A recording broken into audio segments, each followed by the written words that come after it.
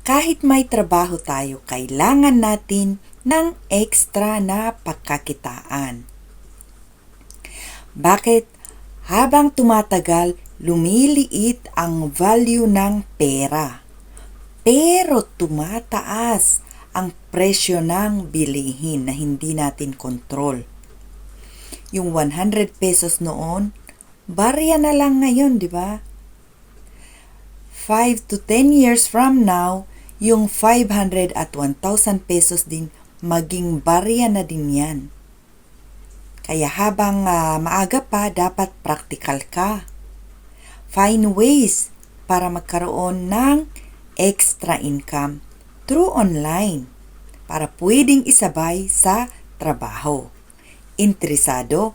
Direct message me.